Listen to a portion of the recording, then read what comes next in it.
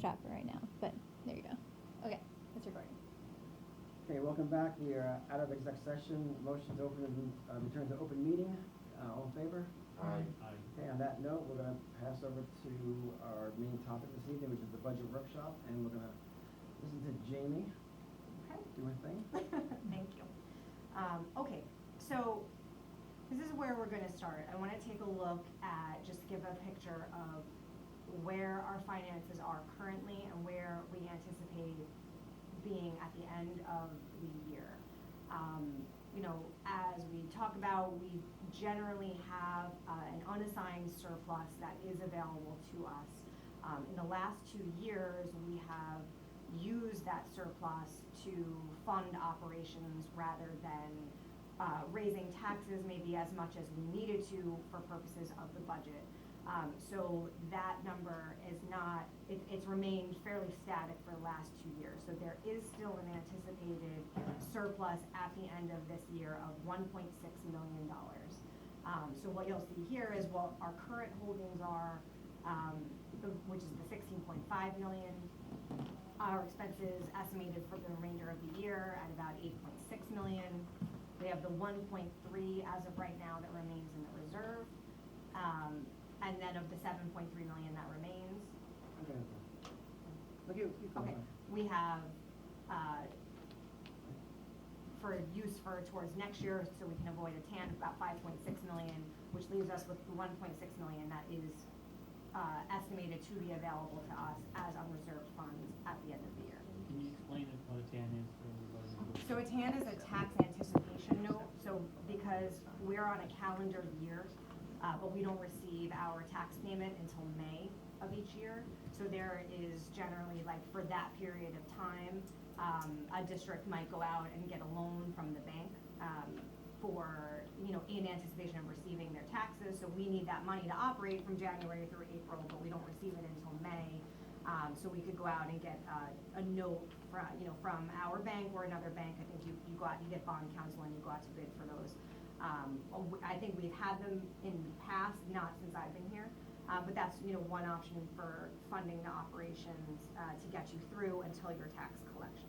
Historically, at least since 2016, probably, you know, earlier than that, we have had enough money available to us so that we're more like self-financing. So we have the money in the bank that gets us through until the next time we receive our taxes. What do you do in the event of the tax collection falls short of? Meaning that they don't give us the amount of taxes that I don't know. We thought we had that one year we had an issue where the town, you know, the first year of COVID, they didn't give us our full collection at first. I don't know if there's like legal action because they're really just, like, we levy the tax and they're collecting it on our behalf. So if they didn't do their duty of collecting the taxes, or they did collect them but didn't remit them to us, I would imagine we'd have some course of action against the town. But it didn't come to that the last time. Have we ever found ourselves short of the amount even after collection? No. Never. No. No, we levy the taxes, we provide a statement to the town saying this is the amount of taxes you need to collect on our behalf. And other than the COVID year where a portion of it was delayed, and I think that was because they allowed taxpayers longer to pay their taxes that year. We haven't had a situation where they gave us less than our collection. Okay. So for this year's budget, some of the highlights I want to talk about is that the budget we're going to look at now includes compensation and benefits for 79 paid firefighters and officers. This is higher than our historical budgets. We have been at 74 paid firefighters and officers since 2017. In 2016, I believe, is when the assistant chief position was eliminated, so then we had 75. So this budget, as compared to last year, includes the assistant chief position as well as 4 additional firefighter positions that we have not had before. As a general matter, and this is pretty standard, compensation and benefits accounts for approximately 87% of the budget. It's obviously our largest expenses, our salary, our retirement bill, and healthcare costs. What would the budget go up with the it is. In total, I- including the related items. It's probably just over $500,000. And that's obviously for the firefighters specifically, the cost will continue to increase because we have, step increases for the first 6 years now until they go up to firefighter pay. And obviously, salary drives a lot of the other costs, the pension cost, obviously not the healthcare cost. Good question, what would it be in 6 years, same 5 firefighters? I mean, they'd all, Almost double their pay. yeah, I mean, it probably would be double the pay. And then it depends on what the healthcare and retirement cost increase associated with that. 1.2 million, 1.3 million? Yeah. It might not be quite, yeah, it's possible, but maybe double, I would say. This budget also includes an estimate of the 5-year financing arrangement for the tower ladder that was purchased at one of the previous meetings, expected for delivery in early 2024, and our first payment will be due in the end of 2023. So at this time, we have received financing quotes from PNC, which is like the financing arm that the dealer works with. I've put in calls to JP Morgan. They also do have municipal financing. They've said that they think their rates are generally lower, but so far I haven't been through our banker, I haven't been connected with the right person. We're still trying to schedule time to discuss. So that there's $400,000 built into this budget, which is an estimate. Again, with the quote, as when they give us quotes for this, they're generally only good for less than 30 days because they're based on the interest rates at the time. So that could change. I'm hoping to have information by the September 27th meeting that we can compare between financing companies, or if we find out that JP Morgan is not actually going to be an option. I hope to have that information then. But that is included in this budget, which obviously is a new cost in the budget, which will be recurring for 5 years. This budget does not include any reserve for future apparatus purchases or capital improvements. So this is something we've been talking about since 2018. As we sort of, condensed the budget, that was one of the things that went away. So we have not been putting away any additional funds for those future purchases. That's going to be the same with this budget. For some of our largest items here, the retirement system has not provided our projected invoice yet, but they did release their rates, and their rates are increasing, approximately 4.5% by tier, which is expected. We figured their rates would go up this year. Actually, last year, most of the tiers decreased. So that was a surprise last year. So I'm not quite surprised to see that that is the case. Our 2022 liability came in actually higher than projected and higher than budgeted for. We had a sort of a unique case this year where we actually had 4 members that were tier 5 that became eligible for tier 2 based on a law change. And that was just enough of a change because we have to true up for that to make us over budget for 2022. So 2023, we're anticipating an additional 4.5% increase on top of that. And then as far as our healthcare, which is one of our other largest expenses, NISHIP does not provide estimates of increases. We will get the actual rates in November, so obviously it does not help us for budgeting purposes. Last year, the rates increased 12%, which was a huge jump from what we had seen previously. Obviously, it's unknown at this time, but for this purpose, I assume 10% as the increase. And then just as a reminder on timeline, we need to adopt a proposed budget on or by the September 27th meeting. So this meeting tonight is hopefully to sort of get on the same page with what the budget looks like. If there's still additional discussion that needs to be had, it probably needs to be had before September 27th because at that meeting, we have to walk away with an adopted proposed budget. Can I just mention about the 5 positions that we're increasing? So one of them is an assistant chief's position, so that's not gonna affect what I'm about to say. But my understanding, the way this position is gonna be used, it's gonna be used to increase staffing, one member in each group.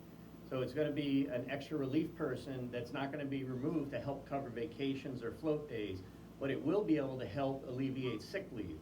So rather than have somebody call in sick, this person is gonna go into that slot if somebody's on long-term sick, or if somebody calls in sick on a Saturday, all right, take off the third guy off 27 and have him go down to engine 30 because someone called in sick. So I believe, although there are increases of 500,000, it's gonna decrease the overtime by one person in each group. So I think that's gonna help offset the cost of these firefighters. So just so, you know, because you are pointing out that it is expensive, but it's also gonna be offsetting costs to these positions created. So you're saying 5 new firefighters, no overtime? 4 firefighters, 1 assistant chief, so let's just say 4 firefighters, 1 for each group, will help reduce some of the overtime costs. Should reduce all of it, no? Sometimes we have more than 1 person calling sick. No way. Do not believe that. Not what I've been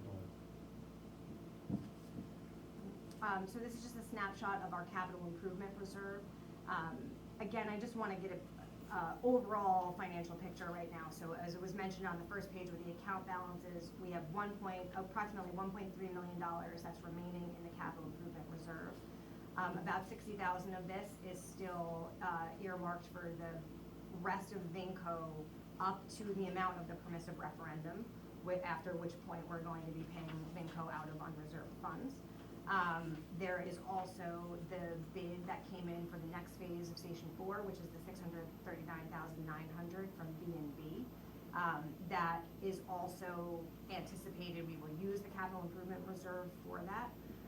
So that leaves us with $619,000 that will be in that capital improvement reserve. I know we're talking about Bronxville. I'm sure there are more projects than that on the horizon. This account was at about $1.8 million 2 years ago, so we have really, used this account, and that's what we can anticipate having left. And after that point, then we'll have to figure out, how we want to fund future capital improvement projects. This here is just a breakdown of our historical percentage budget increases. This is when the tax cap was created. It was first in 2012. In these 2 years, the board exceeded the tax cap in order to meet their budgetary needs, and then we have had, fairly minimal increases since then. I think it's an average of 1%. Okay, so. And part of that was to spend down our reserve that we had. Some Correct. commissioners at the time of those budgets felt that our reserve was too high, or general fund, or whatever you wanna call it, that it was too high. It was, I don't know what the numbers were, Jamie could probably, Yeah, they were 4 or 5 closer million. to 3 to 4 million. So they versus the wanted to 1.6 reduce we're that, looking at now. and, because they felt they were taking too much money from the taxpayers and purposely spent down our reserve funds to lower the budgets, so. Right. 2 years ago, Yeah. Right. Yeah. So this is where we are right now. So this was our 2022 budget. We levied taxes of just over $18 million. Our budget needs were closer to the 18.7 million, and we sort of plugged that by saying we are going to appropriate fund balance to cover any of these additional expenses. Now, like we talked about, we do still anticipate this year, even though, we anticipated needing this amount of money, we do still anticipate having some surplus left over. This $640,000 you see here, however, is embedded in that $1.6 million that is anticipated. So sometimes there's confusion about if we have surplus at the end of this year that we're increasing the surplus. That's really no longer the case. That's built in. So that 1.6 million, as of right now, is a good number of what we anticipate having. I mean, I think we can also then talk about that, if there's portions of that we want to assign, whether there's a desire to use it, to do this plug again, or if not, maybe it's time to assign some of that money, even if it's not formally through a reserve, for some of those other items we just talked about. So the board has the new firefighters, and we spend the money for the truck, although it sounds like the majority goes into the borrowing money for finance purposes. What would our surplus be after a year or two? Can you project that or not? If we didn't finance it? No, What do you say? it sounds like the board wants to finance the purchase of the ladder. It's a payment plan, As opposed to. a five-year correct, payment plan. As opposed to, so it doesn't affect your surplus as much. No, as because we're, opposed to- well, it depends on what the board decides to do now. Right now, I have it built into this proposed budget, which is proposing a 9.7% increase. If that's not, you know, so that's what's the first up finance for option, discussion. as Yes, opposed to purchasing it. correct. So if you purchased the ladder and you took on the 5 firefighters, what would our surplus be? If you outright purchased it, would we have a surplus or No. would we be in the negative? You would be negative. Yeah, how much, do you know? Well, I mean, if we're estimating a $1.6 million surplus, the ladder was over 1.8, so You're already down to. you're already down 200, plus another and then if you're 600, at, right, it's almost $1 million Right. you're down, right, that you have to make up. yes, So we're now making it up on the front end as opposed to the back end. right, yes. So the increases, so the, sort of the net here is that the budget as it's drafted currently would require a tax levy of about 19.8 million, which is a difference in tax levy of 1.7 million, which is the 9.76% you see here. If you, there's options. We could talk about what's in the budget, and then we're gonna talk about whether the board still wants to do this partial appropriated fund balance, whether that's, you know, worthwhile at this point. You know, one thing we've talked about in the last few years as we have tried to keep, you know, we had 2 years of 0%, we had 1 year of 2%, is that we've been increasing operating costs. So it hasn't been, this is a one-time purchase of something that we need, and so we're gonna use that surplus that we have to cover this one-time need. This is, you know, when you take on salary, right, you're taking that on for life. You're taking that as the 30-year, the pension cost is a 30-year, the healthcare cost is a for life cost. So it's, you know, it's a harder, I think, it would be hard to catch up by continuing to use appropriated fund balance every year, hoping that again this year we don't actually use as much as we budgeted, whether it's because something wasn't able to be purchased in time, or we found ourselves with 3 retirees and we didn't fill the positions for 6 months, or whatever those reasons are where we typically find we have some surplus. I think it gets a little bit harder to continue to plug for those types of costs. So increases that you'll see here are about $190,000 to firefighter salary. Now there were 2 positions that were added this year, which we had room in the budget to do because we had started the year down so many firefighters. We were budgeted for our full 74 last year, and we were never at that full staff. So we had plenty of money in this year's budget to bring on new firefighters as of September. So the $190,000 you see here is just salary related for the positions we added this year, the new positions we're anticipating adding next year, and then just your contractual increase of 2.5% plus any step increases that are due to employees next year. We talked about here, hospital, I'm assuming about a 10% increase, plus again, when we add new positions, we increase costs. We're able to offset some of that increase by certain employees pay a share of their healthcare, certain retirees pay a share of their healthcare, so it's about approximately 5.5% increase there. Retirement system, like I said, we were under budget this year, plus the increases are about 4.5% for next year, so that's a 7%. Fire equipment and capital outlay, this is where you will see the $400,000 that we're anticipating for the tower ladder purchase. And then there's $120,000 for a captain's car that has been discussed as a necessary purchase for next year. That line last year was budgeted for $300,000. That was that account allowed us certain things that we wanted the UTV, we wanted we bought the assistant chief vehicle.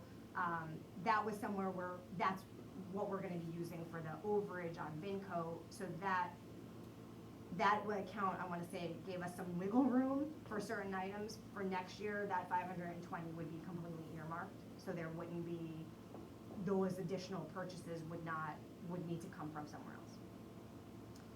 I'm trying to think of what else. A lot of these other accounts you'll see here are just, general increases. I'm gonna just point out here, my understanding is you will see the addition down here of the assistant fire chief position, which obviously has not been in our budget since 2016.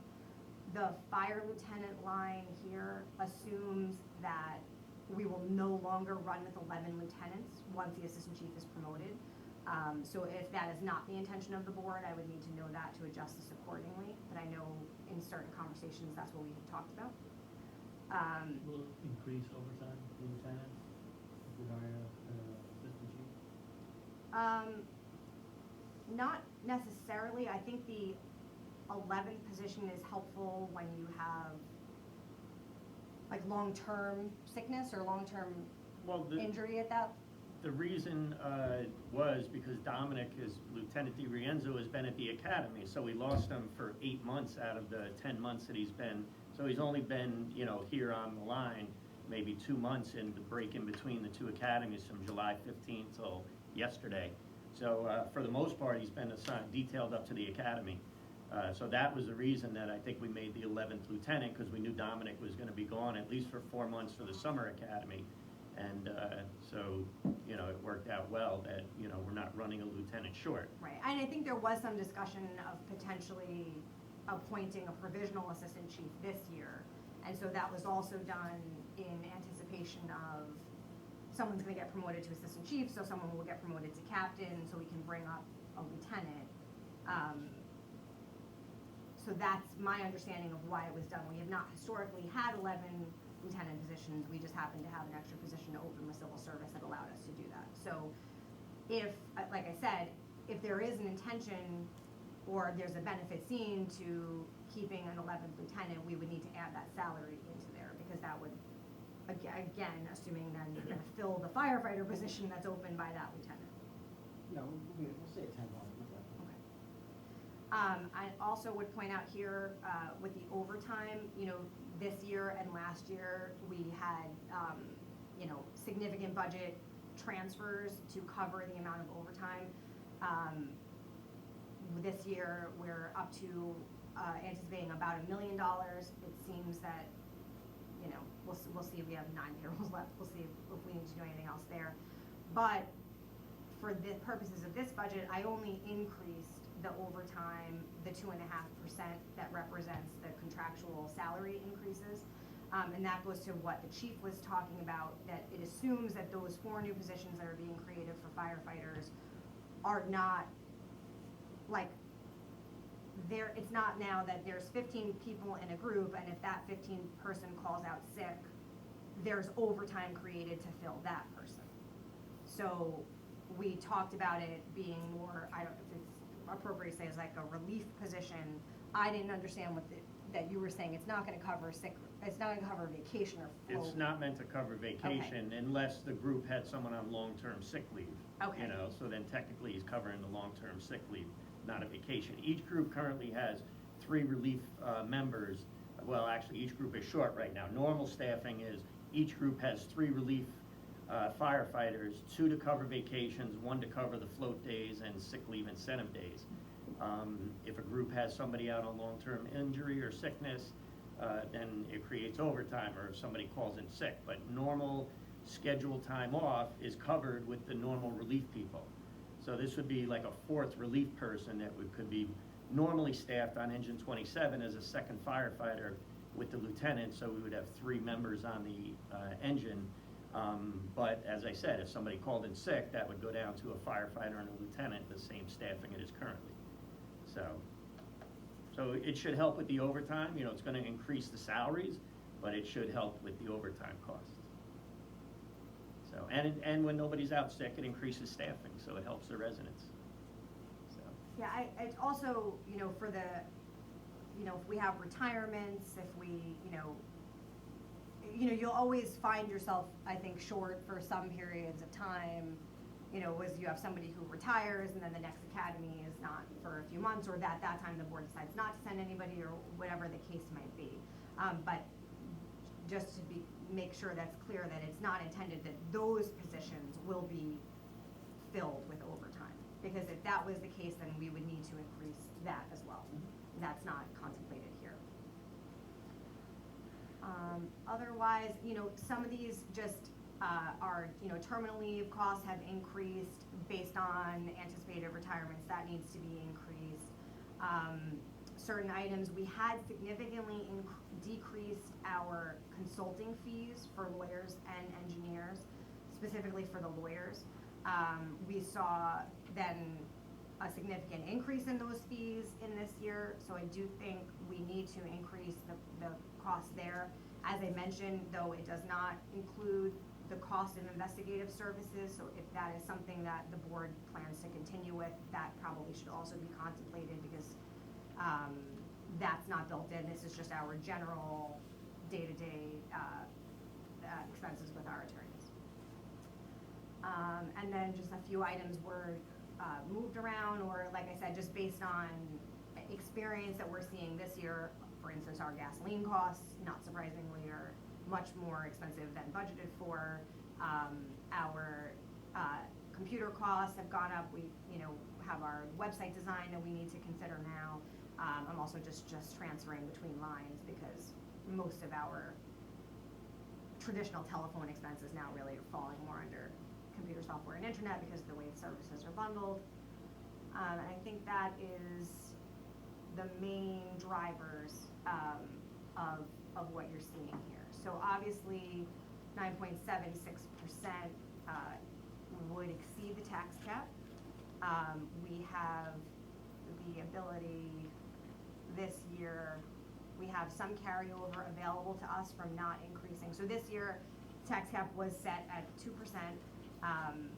With the carryover we have available to us, we are able to increase taxes about $686,000, or 3.8% instead of the 2%, without exceeding the tax cap. What we just looked at now requires, like we said, 9.7%. So the items for consideration for the board are, you know, like the tower ladder we've already purchased, so it needs to be built in. We've talked about it. I think the financing agreement is probably the best way to go. If we need we want these additional positions, and, we certainly have costs that are outside of our control that are increasing. This is what we need. And then the question is, how do you want to get there? If you were to do your, let's see, this is the one. If you were just to say, we don't want to exceed the tax cap, and we'll just increase it to 3.8% we have available to us, that would require an appropriated fund balance of just over $1 million. So of that 1.6 we talked about, you would be saying, we're planning to use about $1 million of that to cover our operating costs for this year. Would there be surplus next year if you use that $1 million? Well, there'd be the $600,000 that is remaining, and then there could be a de minimis amount. I mean, the account, like we said, 87% of this budget is salary and benefits. That other, 13%, about $2 million, right? If we don't purchase as many, sets of turnout gear as we plan to, or things like that, or, certiorarize, I've brought it down now to $200,000. It used to be over $400,000. And we don't know, right? In a given year, we can have 20,000. We just don't know what the town is going to, litigate in a given year. So there are items that always have the potential, a budget obviously is your best estimate at the time that you're making it. So I would not anticipate significant surplus if you were to allocate, you know, the $1 million to this, but it's still certainly possible that you could have one. And then just to show you here, so I did just pull the, you know, the assessed value, though there's a tentative roll that's available through the town assessor right now. It's going to be finalized later this month. This is gonna be, right now, this is the estimated total assessed value for the fire district. This is the amount of parcels that pay fire district taxes, which gives you an average household assessed value of about, you know, just over 11,000. If we were to levy the full amount that we just talked about, which would be the $19.8 million, this is like the average tax levy per household, which is about a $183 increase to the taxpayer. And again, that's the average value. And it's estimates right now, but I spoke to the town assessor today. They said that the numbers won't change significantly. So just to give you a feel for what that would look like.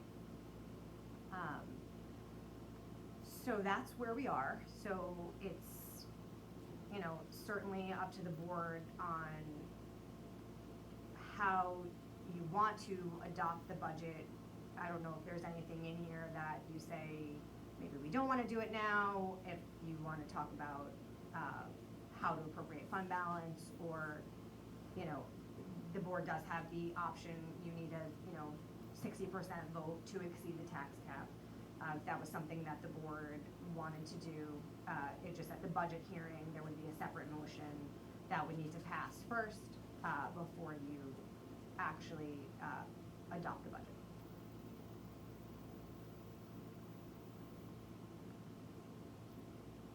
Thanks, Jimmy. Well done, thank you. So for purposes of going into our September meeting, or September 27th meeting, which as I mentioned, that is the meeting where you will need an adopted proposed budget. I guess, do we know where you wanna see that adopted budget? I think we need, and I think we're at a point where we need to, with several years of minimum increases, I think in the end has hurt us. Because you still want to become a strong department, you want the bodies, you need to buy equipment, you work on Bronxville, you need money. And as much as people may think that, I mean, the fire department, in my opinion, is not a business. It's the business of saving and protecting lives. So we need to have enough funds to do what we need to secure the safety of 3 towns. That's how I look at it. If people feel that 9.7 is a hit, I don't think it's a tragic hit. It's not going to happen every year. I think we need to get back to sea level, if you will. I think if we don't adopt a healthy budget or a healthy increase now, we're gonna fall short. We're gonna have a problem. Then what do we do? Okay. So that's just my thought. So Expenses go up every year. If we delay doing something now, it's only gonna be more expensive for us down the road. And, you know, like Chairman said, you know, it's a big increase in 1 year. If we could, I don't know, maybe if we could take some of the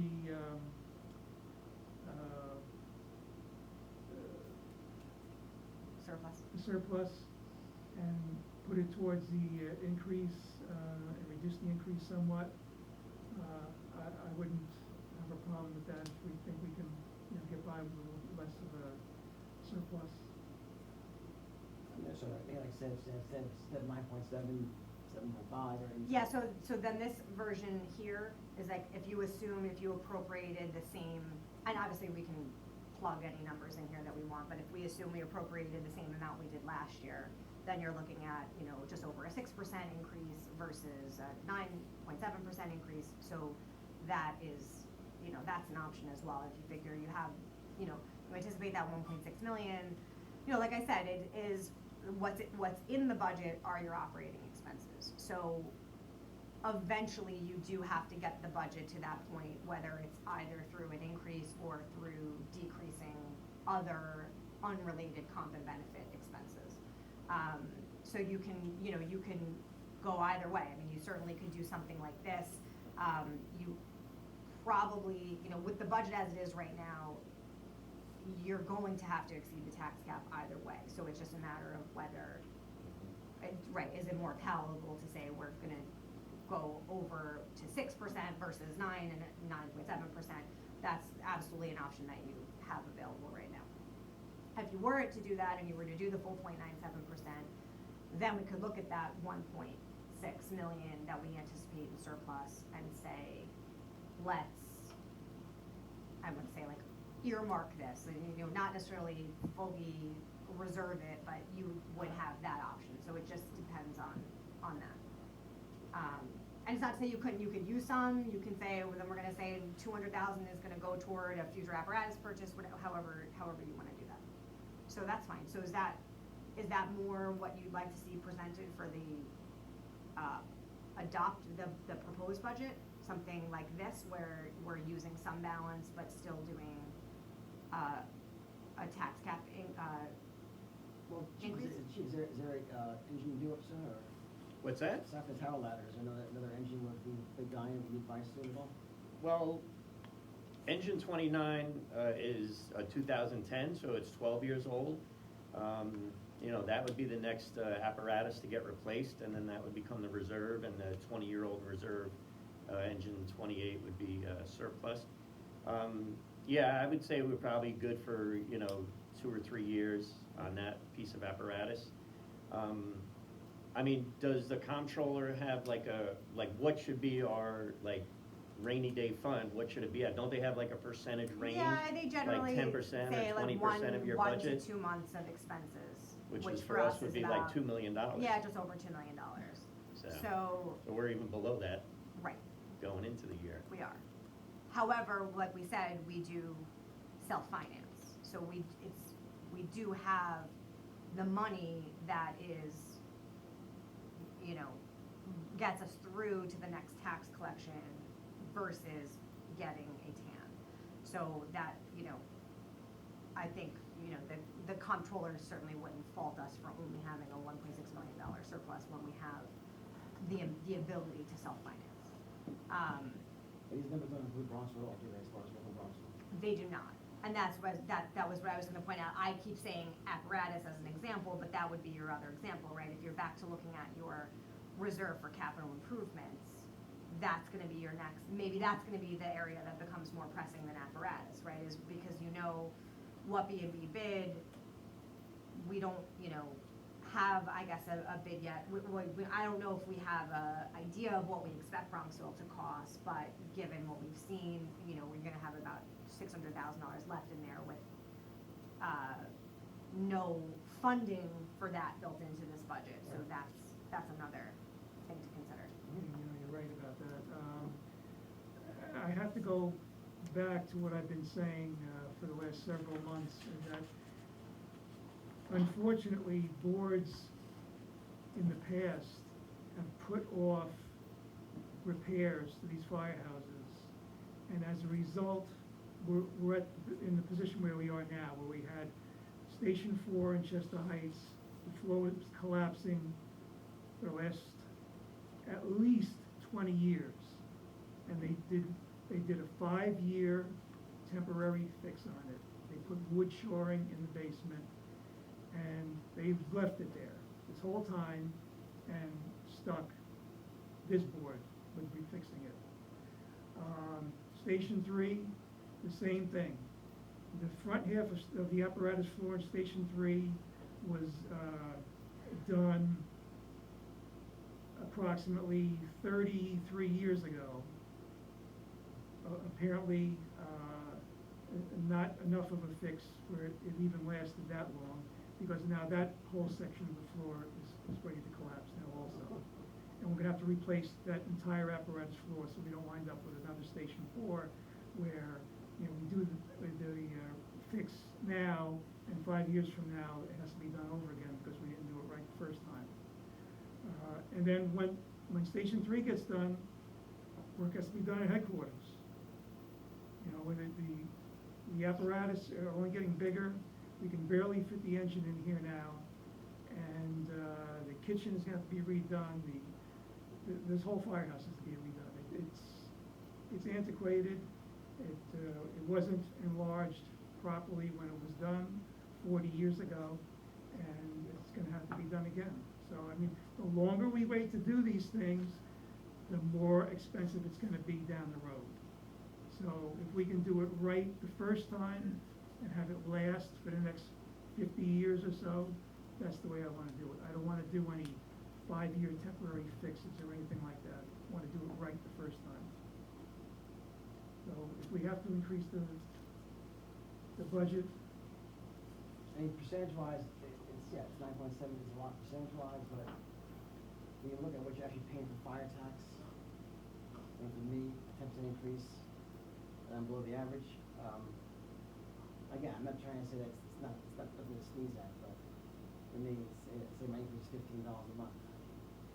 You know, I'm more than happy to pay $15 a month to beef up this department and do what's got to get done. right, I'm assuming other folks feel the same way. Yeah, I hope they do. I mean, $15 a month shouldn't affect any people's lives.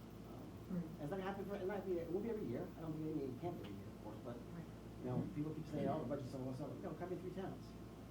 Like I said, 87% of that is, comp and benefits, so I don't know what to expect the budget to be.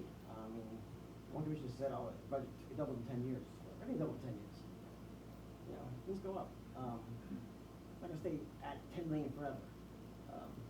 So, I'm all for the 9.76. That's just my opinion, so whatever the board wants to vote on, we'll move forward with. Okay, Thank you, Jamie. you're welcome. Excellent Jamie. job. Excellent. Any other items? Yeah, I've got a few things I have to do house cleaning on. So got some bills to pay. Since our next meeting is the 27th, and we need to get some bills paid before then. So, I have a resolution here, for payment of bills. You guys ready? Resolution number 104, 2022. Motion to pay bills and vouchers presented. The board has been supplied with 1 set of bills and 1 credit card bill for board approval. Chief Tween has reviewed. No specific remark as reviewed by the treasurer. The treasurer has requested the board approve the following warrant 1, dated 9/7/2022, 432/917, spot 23. Credit card bill dated 9/18/22, 1,987, spot 63, for a total of 434,904, spot 86. Motion, wait a second. I'll call the roll. Commissioner Moore? Aye. Commissioner Ranallo? Aye. Commissioner Keating? No. Commissioner Carlett? Aye. Motion carried. Thanks. All right, sure, let's see here. We've got 2 Vinco order changes that came through last month. This is for additional work at Station 4. So there's 2 things here. One is for additional work for the, there's a few things here. Stone curbing, Coltech, crushed stone, catch basin, basin grate, dirt dumpster, excavation for Coltech excludes rock removal, excavation for basin excludes rock removal, highway application. So we've got a few things that they need to complete on the ramp and the curb and the outside of the firehouse. That came to a total of $14,907.50. The other change order was for a subcontractor that supplied us with materials for the floor. Chief, I think you looked at the coating for the floor, I believe? It's an epoxy coating for the floor, yes, to go on top of the Right. concrete. This could not have been ordered before it was necessary to use because it has a life on it, and it would have gotten bad if you ordered it 2 years ago. It may have been cheaper. We had to order it. They ordered it when they knew they would be using it within a reasonable amount of time. This is a subcontractor price. It's not Vinco. They're being billed by the subcontractor, and this is an increase to what they had expected to pay. The increase is $26,200. I spoke to Vinco. There really is no room to negotiate the price. It's a subcontractor price that they're charging to Vinco that needs to get paid, regardless of how it was delayed or who caused it. That can be a discussion at a later date and time, but if we finish, we pay these bills and get Vinco up to date. So I make a motion that we have Chief Tween execute execute change orders 6 and change order 7, for these two amounts, $26,200, $14,907.50. Can I get a second? I'll second it. I'll call the roll. Commissioner Lori? Aye. Commissioner Randall? Aye. Commissioner Keating? No. Commissioner Carlett? Aye. Motion carried. We're gonna, I think, table, the MA1 Security Investigative Services till our next meeting. All in, that's an agreement. We have, item here for, let me go back up here a second. We've got 2 personnel items we're gonna take care of tonight. We've got 2 motions we're going to read. One motion, first motion is to terminate the modified duty MOA of firefighter with badge number 192, effective September 8th, 2022. Motion to authorize Attorney Stephen Sledzik to negotiate on behalf of the district an MOA for firefighter badge number 192 for the loss of 2 days of personal time off and no scheduled overtime for 1 year.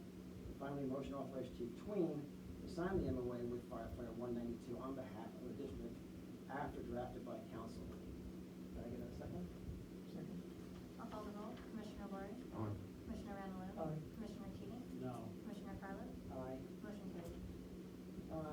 The other personal item is, after the board has discussion in exec session, we're going to make a motion to terminate the unpaid leave of absence of probationary firefighter with badge number 216, effective September 7th, 2022, based upon his release to full duty as of September 6th, 2022, and to simultaneously restore said probationary firefighter to a full duty status. Leading to the next motion to terminate the probationary employment of probationary firefighter with badge number 216, effective 7 calendar days after the hand delivery of the written notice of termination, and authorize fire chief to take all necessary steps to accomplish said termination. Can I get a second? Second. I'll call the roll. Commissioner Lori? Aye. Commissioner Randall? Aye. Commissioner Keating? No. Commissioner Carlett? Aye. Motion carried. All right, and that leads us now to a few more things. One is, we have a bid, for our 2022 Chevrolet Tahoe parts and labor quote. That's for, For light sirens and radio installation for the new assistant chief's car. okay. As a price tag of $15,879.14. I'll make a motion. Get a second? Second. I'll call the roll. Commissioner Lori? Aye. Commissioner Randall? Aye. Commissioner Keating? Yes. Commissioner Carlett? Aye. Motion carried. We've got 2 items here, community outreach, civil service exam, and civic center notification. We can shelve that till next meeting? Yes, That's no great. issue. All right. Also, we're gonna do a, I think, have a vehicle detail to, Lieutenant Dirienzo for the academy. We all agreed on that, so we are in agreement of that one as well. Then we need a motion if you all agree. Yeah, it'll just be, authorizing him to use a department vehicle, take a department vehicle home, for his use to take to the academy each day.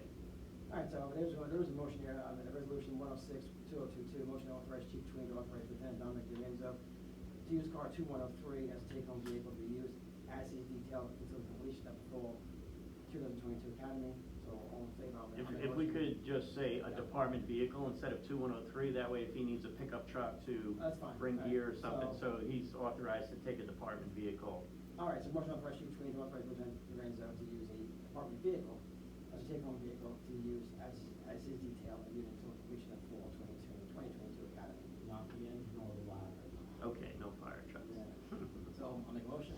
And on the motion, he's using that for, fire medical services, and not to go to the A&P or. Well, it's just not- going back and Yeah, forth to the right. academy. And if there's any other thing that he needs, that has to be work to be done with the department. No, we use the fire truck for the AT.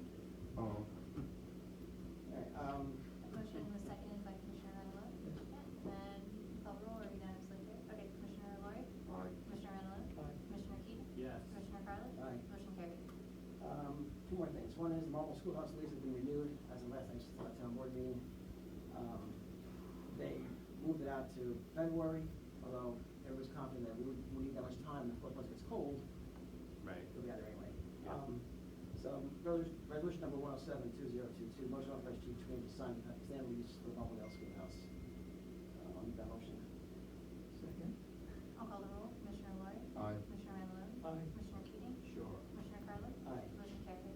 And lastly, bid for Station 4, the results coming in for the last phase of the work being done out there, so I've got a little lengthy motions to read here. One is resolution authorizing the capital project and the expenditure from AGML 6D-G Capital Reserve Fund, subject to permissive referendum, at a special meeting at the Eastchester Fire Board of Commissioners on the 7th day of September. Fund resolution will offered by, I'll take it, me, Paul, Chairman, and seconded by Me. Randall. Paul, Randall.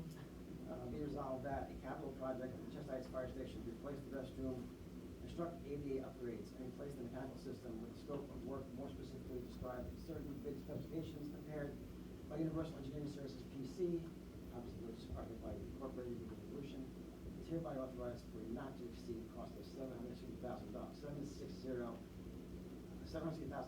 and be it further resolved that the Board of Fire Commissioners has determined that no other involved agencies and accordingly declares itself lead agency and further declares the project is a type 2 action pursuant to 6 NYCRR 617.5 C1 and 2, and be it further resolved that pursuant to section 6-G of the general municipal law, the expenditure of an amount not to exceed $760,000 or $17,000 from the capital reserve fund and zero from the general fund to finance said project is approved. Please take further notice that the resolution is subject to municipal referendum. I'll take a second on that, please. Second.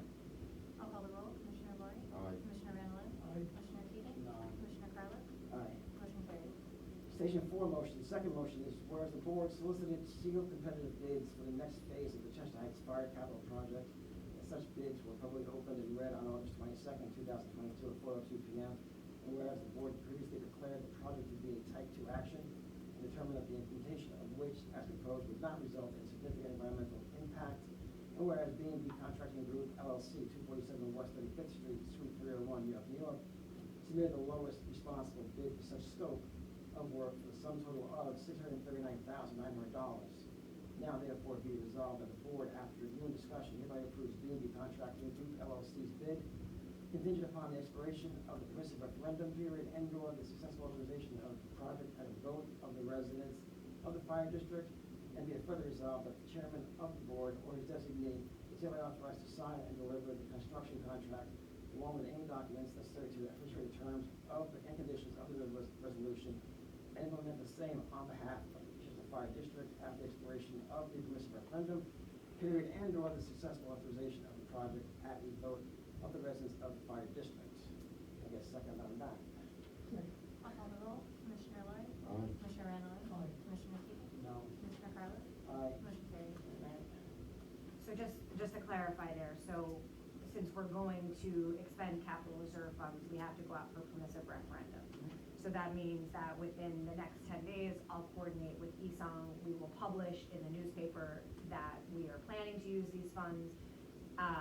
At the expiration of 30 days, that's when we're able to, because we're awarding the contract contingent upon that. So if the taxpayers were to come back and say, no, we want this put on a ballot, we'd have to then wait for that vote. If we don't hear anything back, then after the 30 days, that's when contracts can be signed with them. Right, thanks, Jane. That's all we have tonight. Local 916. No comments. Public, Michael? Chester Heights is really coming into shape. Okay. We're getting It's there. pretty good. Just one thing, is that Right now, it's electric. There's not been a working boiler in there for 3 years. But the part of this plan is to put in a gas-fired steam boiler, and that will heat the existing radiators that are already in there. So, it'll be heated by, hopefully, a natural gas-fired steam boiler. All right. Since we're doing so much work there, I just take a walk around because I live right up the block there. Have you looked at the air exchange vent in the rear of that firehouse? Well, we don't anticipate using that any longer with the water mitigation system in the basement. That had been running because we had a problem with the heating system, the condensation line was rusted out and it was leaking water into the basement. Okay. So we had that ventilation fan there to just move the air so we wouldn't get mold or mildew down there. So with the water, with the dry well system and the French drains that they put in, we don't anticipate getting water down there, so hopefully that fan will not need to be used any longer. So that will be removed? As long as, yeah, there's no, issue with that, yeah. Because there's no grill on there for a safety reason, if a kid was to put his hand in there. Well, it's the fan rotted. is actually like 6 feet down in the basement, so Well, the it's fan still- is actually in the right. basement, I can so. see that, it's still Yeah, the working. louvers are Yeah, much louvers up higher, and louvers right, up. right, If they're rusted in there. right, you right. know, Yeah, we're hoping to they'll work out. eliminate that So when that'll this be project eliminated. is done. Also, on the top of the building, Mhm. there's a dormer, if I'm saying it right, or an attic, Okay. that has to be repainted, that's all pitted. Oh, yeah, we were That's all down there pitted. today, Okay, there's, you I was saw it. with No. Commissioner Ranello, and we were pointing out the areas that Right. need to be repainted. Okay. Unfortunately, the previous contractor that did the painting, 2 years ago, was doing it when the weather was cold, Right. and I think we kept money back for that lack of quality painting. So I don't think they got the full amount because the painting was already flaking before they were leaving the job. So rather than have them redo it, we just, took back some money for that. So you can get somebody to. Yeah, that'll be addressed, yeah, yeah. Be addressed. Yep. Okay, and also you said that the town board gave you a permission to extend you into February, right? Right. You and I both know Murphy's Law. Take it into February. Don't bark, don't break it down, because if something does happen, you have a place to house those Right, firefighters. right. The bad part was that when it gets so cold out there, Right. it's freezing. But the engine has to come up here, we understand Right, that. right. At least you have, you can play the game, you know what I No, mean? no, of course, I mean, as much as the board, Right. as much as the Right. schoolhouse people, Right. the board of the schoolhouse is upset that we're there that long. We're just, Right. we'll work that out. Well, there's nothing to be upset, protecting, as you said. Of course, and property. they realize that too, they don't want to take away from Chester Heights. Okay, and as I said, it's a pet peeve, put a sign out there, say this is a temporary fire station. I disagree, it's a private, it's the Historical Society, we Right. don't wanna draw attention You're not gonna- to that property. But you're not gonna put it on the property, you're gonna put it on the pole, you got a fire engine sitting there, Brian, somebody comes by. I realize that, but, I respect your opinion, okay? we've had this discussion, I and expect we your did put the opinion. signs at the closed firehouse that understand that. says it's out of service. I understand that. And, we don't wanna draw attention to the schoolhouse, because that gate's open, people could come in there and potentially break into the historical schoolhouse, so we don't wanna draw attention to that site. But they see a fire engine there. Well, so they that's- have permission to. yeah. So it So- works both ways, okay, all right? Paul, I have to agree with you. Do the right thing. Don't put a and you too, Paul, don't put a Band-Aid on it. Do it. Get it over with. You lived down there, Brian, when you were a volunteer. Remember every 2 days, the oil truck was coming to put fuel into Station 4, and you too, Paul. Do it the right way. Get it fixed, don't put a Band-Aid on it. Yes, it's going to cost money. If you live in your house, you're not gonna let the roof leak and let the water fill up in the basement, you're gonna fix it. Do it the right way. You're protecting what? Life and property. You're not protecting the wilderness, you're protecting life and property. Do it the right way and get it over with. Well, thanks for that. You know, I mean, I appreciate, I don't wanna see my taxes go up, but then also I wanna see my value of my home go up. And I wanna see that we have a good fire department, which we do have, and that all our firehouses are up to date to save life and to protect property. Thank you, yeah. Okay. Thank you, Michael. Thank you, guys. Thank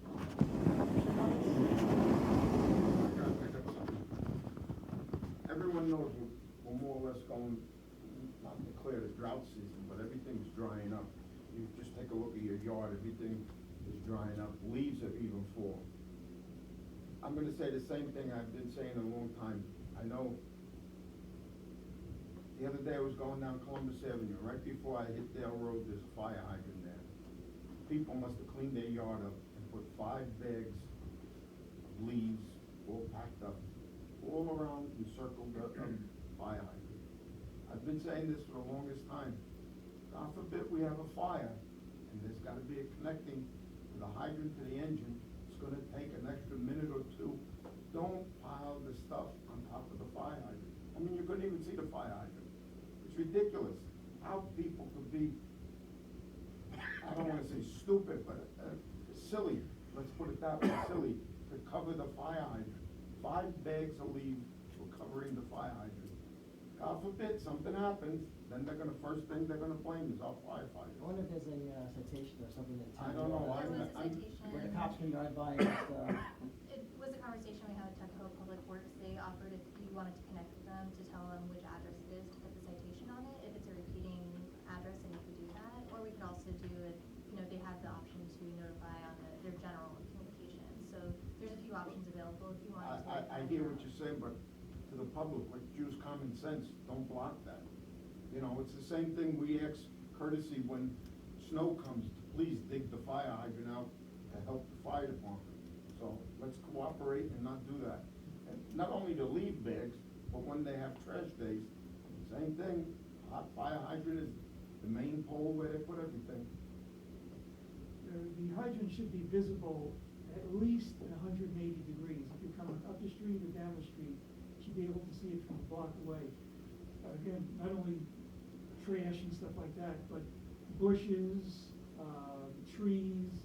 Don't plant things around the fire hydrant. Make it visible from all angles, so you can see it when you're going towards it, if you passed it.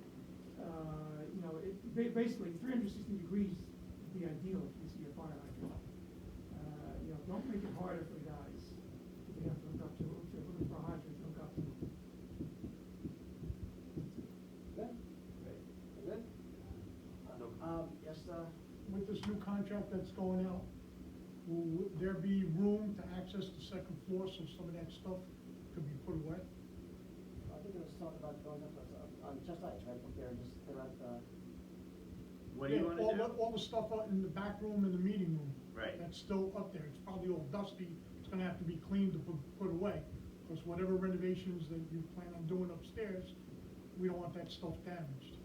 Yeah, that's not even on the radar now as far as doing the second floor of Chester Heights, because for Oh, yeah, we're people not to be up for that, right. able to use it for public meetings or events, it has to have an elevator. That was the whole thing, that it has to be Stair ADA accessible.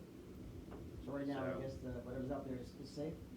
Yeah, I mean, the room is, the room is open because they're, the contractors were going through there to get up to the attic, but when the back stairwell was closed off, so, it's gonna need a good cleaning. I'm waiting to see what Vinco does when they're finished with their project, So, they did some plastic, like they tried to cover up the plastic for the back stairs that go up, but that fell down after a few months, They've been there a lot longer than they expected, so they didn't maintain it, so I would think that they're gonna have to clean that up at least, somewhat. It's not gonna be like perfectly clean. We're gonna have to do some cleaning as well, but they should do like the majority of the dust, cleaning.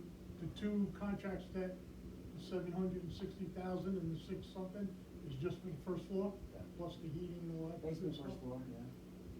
Well, the heating's for both floors, they're Well, yeah, no, gonna connect to I the know that, existing but radiators, the- right? Basically, it's the Right, first right. floor and below that's being Chief, done. was that refrigerator covered? Because we had just purchased that right before they, The kitchen's pretty good, so that door must have been closed, Yeah, but- so. but I'm saying there's no damage to it, because we only bought that about a year before. No, they- it's unplugged right now, Okay. so, it was emptied and unplugged, so. All right. It's okay, because when they cut the floor, they cut a lot of the feeds to the second floor in the attic. Actually, our radios went off in the attic for a little bit, so we had to address that, so. But, that refrigerator should be fine. Okay, thank you. Brian, what about the, new garage door? Is that, still on the wall? We purchased that, they've probably been holding on to that for about 11 months, waiting to Right. install it, but they couldn't do it until the floor was done. As soon as the epoxy is on, that they just approved the price increase, as soon as the epoxy is on, they're gonna install the new overhead door. Because the current overhead door is 8 inches above the Right. floor, right, because they lowered the floor. Right. So, so we've had that door, we had to order it, and, it's been kept up at Vinco. They took possession of it and have to make sure it doesn't get damaged. Right. But they wanted to order it just so they wouldn't be waiting for it, because there was a big lead time for the door panels. So it's, as soon as that, epoxy coating is done on the floor, they're gonna install it, so hopefully that'll be done soon. and they're supposed to pour the ramp tomorrow, starting at 8 o'clock. Right. So all the gravel that's in the front of the firehouses, they're gonna pour the ramp, and then, you know, you can't drive a fire truck on it for 28 days, but, you know. And I assume test the floor, the humidity test is fine? The moisture Moisture test that they were talking about, the machine was not working properly. It kept giving them an error, so they're bringing another one in tomorrow or Right. Friday to do that moisture test, because they have to do the moisture test on the concrete before they do the epoxy coating. Right. So, but yeah, there was a setback with that, but they just have to get another machine. All, any other comments? Yeah. All right, so now I'll adjourn the meeting, all in favor? Aye. Okay, thanks, guys, good night.